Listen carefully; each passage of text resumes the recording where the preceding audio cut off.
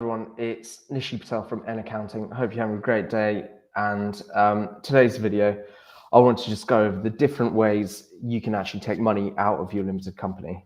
So this video, as you may have guessed, is actually aimed at people who run a business through a limited company. So if you're an owner, as in a shareholder and director of your own company, then this is going to give you a really good overview of how you can get money out of your company. So what we've got is four mainstream ways, and then one way not many people know about, and then one really naughty way which people shouldn't be using. So I'll go straight into it. So just before I do though, because each of these methods is quite complex in itself and has a load of pros and cons attached to it, what I'm going to do is I'm going to give you an overview in this video, and then in the follow-up videos, I'm going to then go into a bit of detail about each one. So I'll get straight into it. So the first way, and it's probably the most commonly known one, is as a director and shareholder, you can take a salary. So if you've got a lot of friends who run limited companies, you might be aware that they don't take, even though their business might be making a lot of money, they tend not to take gigantic salaries. So what owner directors tend to do is just take a smaller salary, and I'll go into the reasons in a later on video. But so the first way is really just take a salary from your company. Just as an overview, it's a great way to do it because it uses up your personal allowance, because it does reduce your tax bill by using up that personal allowance. But then there's also limits on how much salary you can take without going into paying loads and loads of national insurance. So I'll talk about them later. So that's the first way, take a salary. But more importantly, take the right salary, which I'll explain in a later video. So the second way is take dividends. So dividends are different from a salary. Dividends are technically classed as investment income rather than employment income. So the salary is there to pay you as a director, whereas the dividends are there to reward you for being a shareholder. So, you know, if you've got bank shares, you've got shares in, like, you know, FTSE 100, 250 company, any other listed company, you may occasionally get a dividend. So your company paying you the dividend is no different really.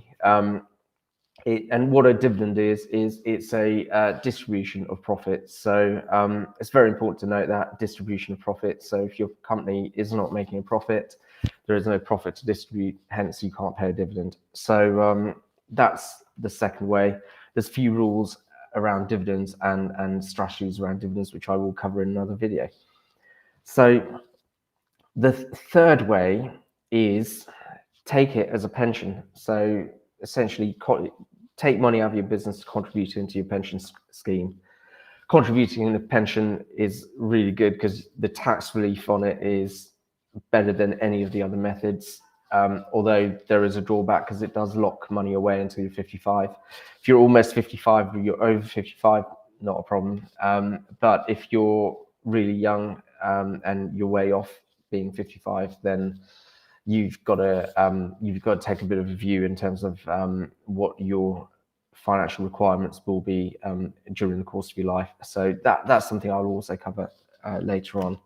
So the fourth way is take it as employee benefits.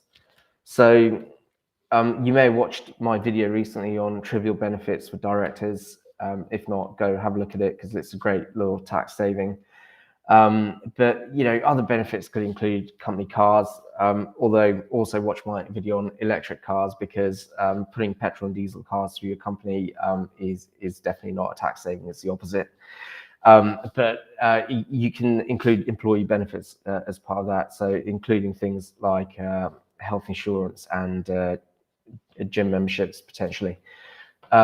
So there's quite a few things you can do around that. And also in terms of those employee benefits, if you get the right kind of life insurance, I think they call it life assurance, and you get the right kind of critical illness cover, which is otherwise known as key man cover, then that's all really tax efficient. So you've then shifted a lot of your insurance costs through your business as well. So employee benefits, that is the fourth way you can essentially take money or money equivalent out of your business. I'll go into those in a later video as well. So, did I say I'd do the naughty way first, or the one that people didn't? Yeah, so the one people don't really know about. Okay. So, a lot of director shareholders, they often end up being owed money by their companies. So, the fifth kind of obscure way is essentially around interest and getting paid interest from your company. So I'll go just as an overview. Essentially, if you've been putting money into your business over the years, and you may be in a position where the business actually owes you quite a lot of money, you might put a lot in to start the business up, for example.